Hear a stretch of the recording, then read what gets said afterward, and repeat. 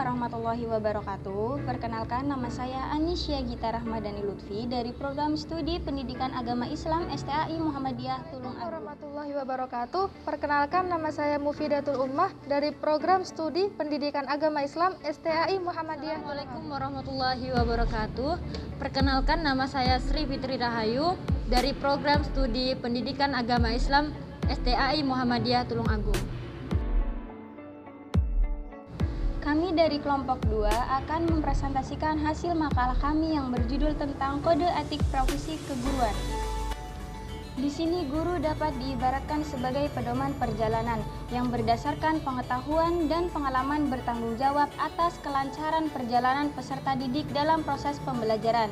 Dalam proses pembelajaran ini, peserta didik tentu adanya beberapa hal yang mempengaruhi seperti motivasi, kematangan, hubungan peserta didik dengan guru, kemampuan verbal, rasa aman, dan keterampilan guru dalam berkomunikasi atau berinteraksi dengan siswa menjadi faktor guru dalam proses pembelajaran.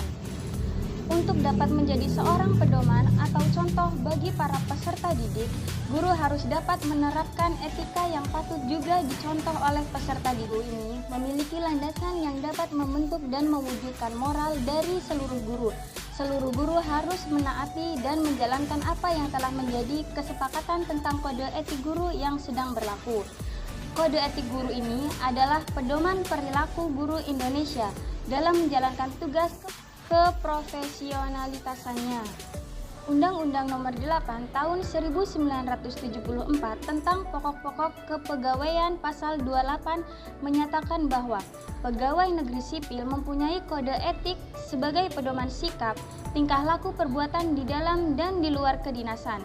Dalam penjelasan undang-undang tersebut dinyatakan dengan adanya kode etik ini, pegawai negeri sipil sebagai aparatur negara, abdi negara, dan abdi masyarakat mempunyai pedoman sikap, tingkah laku, dan perbuatan dalam melaksanakan tugas dan dalam pergaulan hidup sehari-hari.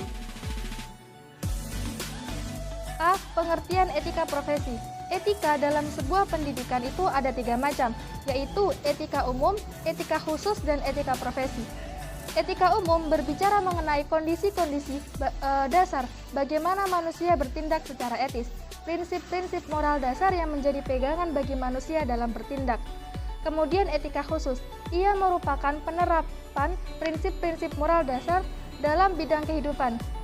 Penerapan ini bisa berwujud bagaimana saya bertindak dan berperilaku dalam mengambil keputusan dalam kehidupan. Lalu ada etika profesi, ia dapat diartikan sebagai sikap dan perilaku yang berlaku dalam pekerjaan yang membutuhkan pelatihan dan penguasaan terhadap pengetahuan khusus. Dalam hal ini, etika profesi berkaitan erat dengan tanggung jawab profesinya, asosiasi profesional, lingkungan pekerjaan, dan pedoman sikap, yaitu kode etik. B. Kode etik profesi. Kode etik profesi merupakan bagian dari etika profesi, yaitu lanjutan dari norma-norma yang lebih umum yang telah dibahas dan dirumuskan dalam etika profesi. Kode etik ini lebih memperjelas, mempertegas, dan merinci norma-norma ke bentuk yang lebih sempurna. Walaupun sebenarnya norma-norma tersebut sudah tersirat dalam etika profesi.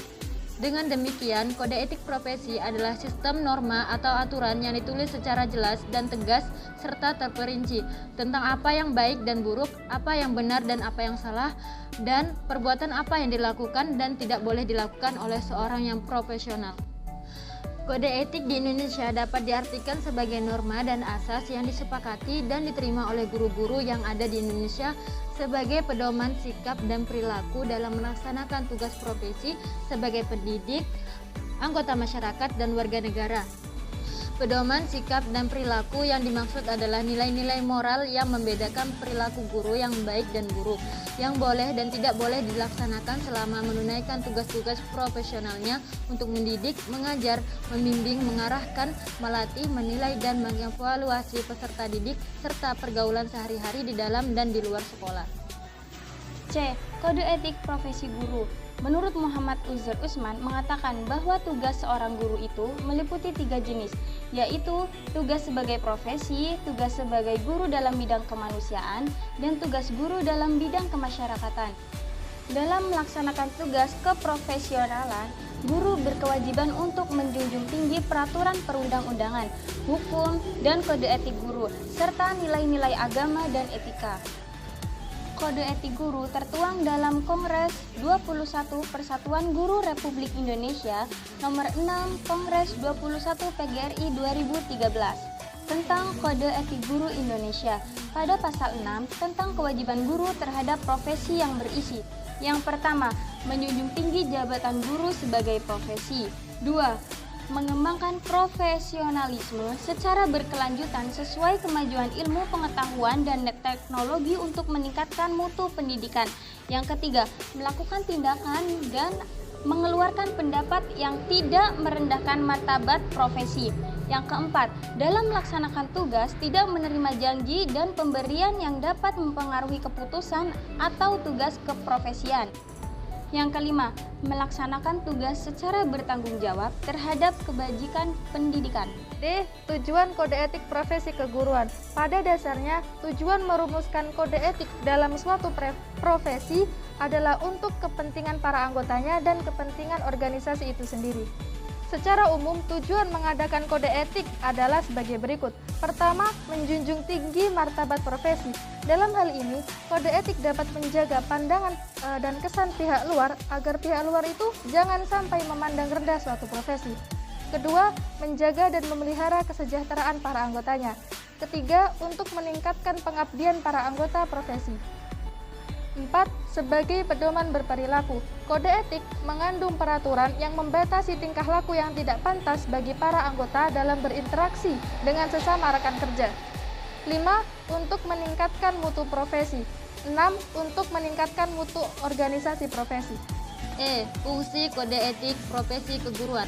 Fungsi adanya kode etik pada profesi keguruan yaitu agar guru terhindar dari penyimpangan melaksanakan tugas yang menjadi tanggung jawabnya, karena sudah ada landasan yang digunakan sebagai acuan untuk mengatur hubungan guru dengan murid, teman sekerja, masyarakat, dan pemerintah, sebagai pegangan dan pedoman tingkah laku guru agar lebih bertanggung jawab pada profesinya, pemberi arah dan petunjuk yang benar kepada mereka yang menggunakan profesinya dalam melaksanakan tugas. F. Isi Kode Etik Guru Indonesia. Dalam Undang-Undang Guru dan Dosen, yakni Undang-Undang Republik Indonesia Nomor 14 Tahun 2005, telah dicantumkan bahwa yang penting sebagai salah satu persyaratan sebuah profesi yaitu kode etik yang akan menjadi kerangka acuan etika dan moral dalam menjalankan profesinya.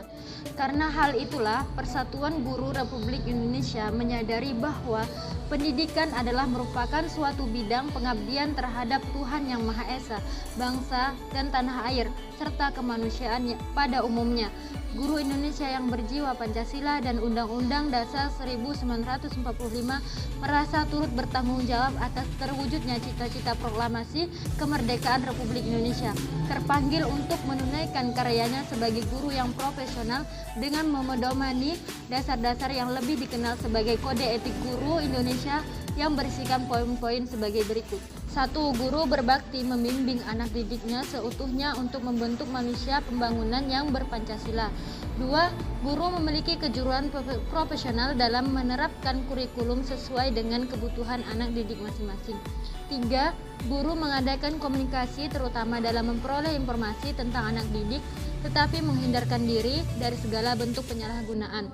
4. Guru menciptakan suasana kehidupan sekolah dan memelihara hubungan dengan orang tua murid sebaik-baiknya bagi kepentingan anak didik. 5. Guru memelihara hubungan baik dengan masyarakat di sekitar sekolahnya maupun masyarakat yang lebih luas untuk kepentingan pendidikan. 6. Guru secara sendiri-sendiri atau bersama-sama berusaha mengembangkan dan meningkatkan mutu profesinya. 7.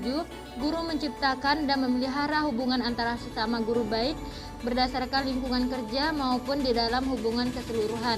8. Guru secara bersama-sama memelihara, membina, dan meningkatkan mutu organisasi guru profesional sebagai sesama pengabdiannya. 9. Guru melaksanakan segala ketentuan yang merupakan kebijaksanaan pemerintahan dalam bidang pendidikan. Kesimpulannya, kode etik merupakan pola aturan atau tata cara etis sebagai pedoman dalam berperilaku. Kode etik guru Indonesia dapat dirumuskan sebagai himpunan nilai-nilai dan norma-norma profesi guru yang tersusun dengan baik dan sistematis dalam suatu sistem yang utuh. Secara umum, tujuan kode etik diantaranya adalah untuk menjunjung tinggi martabat profesi, untuk menjaga dan memelihara kesejahteraan para anggotanya, dan untuk meningkatkan mutu profesi.